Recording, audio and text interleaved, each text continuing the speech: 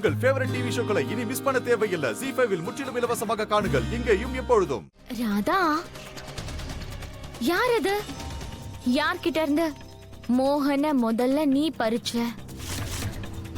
யாரோட காதல நீ பறிச்ச? சொல்லு, யாரு? நீ அவங்கள மரண வாயில் வரைக்கும் கூட்டிட்டு போனியே, யாருன்னு நல்லா யோசி. அதிகப்படியா நீ உன் வாழ்க்கையில வெறுத்த பொண்ணு. நீ கூட கோவத்துல அவளோட உயிரை பறிக்க போனியே, யாரு? யோசி, கொஞ்சம் யோசி ராதா. அது நான் தான் ராதா, தாமினி.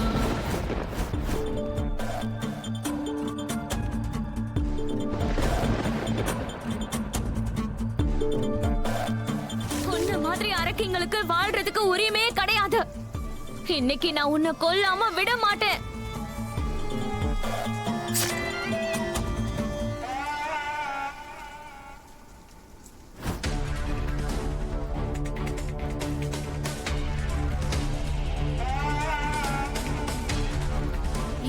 இல்ல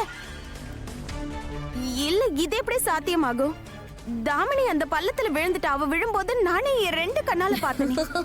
அப்புறம் எப்படி இது எப்படி சாத்தியமாகும்? பள்ளத்துல விழுந்துட்டா ஒரு மனுஷி அப்படியே செத்து போயிட்டான்னு அர்த்தம் கிடையாது. நீ கண்ணால பார்த்தது என்னமோ உண்மைதான். தாமினி அந்த பள்ளத்துல விழுந்ததும் உண்மைதான். ஆனா அவ சாகல. என்ன? இத பாரு ராதா, எனக்கு ஒரு விஷயம் ரொம்ப நல்லாவே தெரியும். துளசி தாமினிக்கு நிச்சயமா தண்டனை கொடுப்பா. ஏன்னா அவ குஷிய கொலை பண்றதுக்கு முயற்சி பண்ணான். எனக்கு இன்னொரு விஷயமும் தெரியும். அது என்னன்னா, நீ குஷிய காப்பாத்துறதுக்காக நிச்சயமா போவ. சோ நான் தாமினி கிட்ட எப்படி சொன்னேனோ அதே மாதிரி எதையும் விடாம தாமினி பண்ணிட்டு இருந்தா. நல்லா ஞாபகப்படுத்தி பாரு, தாமினி எப்படி குஷிய அந்த பாலத்துக்கு மேல கூட்டிட்டு போனா. துளசி அவளை கத்தியால குத்துனா, தாமினி பள்ளத்துல விழுந்துட்டா. மொத்த குடும்பமும் தாமினி செத்து போயிட்டான்னு முடிவு பண்ணிட்டாங்க.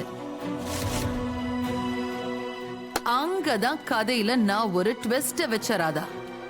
தாமினி பள்ளத்துல விழுந்தது உண்மை. ஆனா அப்ப தாமினிய நான் காப்பாத்திட்டேன். நான் முன்னாடியே கீழே ஒரு நெட்டை கட்டி வச்சிருந்தேனா, அங்க இருந்து தாமினிய தூக்கிக்கிட்டு நான் நேரா ஹாஸ்பிட்டலுக்கு போனேன். அங்க ரொம்ப திறமையான, அதோட பணத்தாசை பிடிச்ச ஒரு டாக்டரை வச்சு தாமினிக்கு பிளாஸ்டிக் சர்ஜரி பண்ண சொன்னேன். அதுக்கப்புறம் தாமினியா இருந்தவ என்னுடைய மருமக துளசியா இங்க வந்துட்டான்.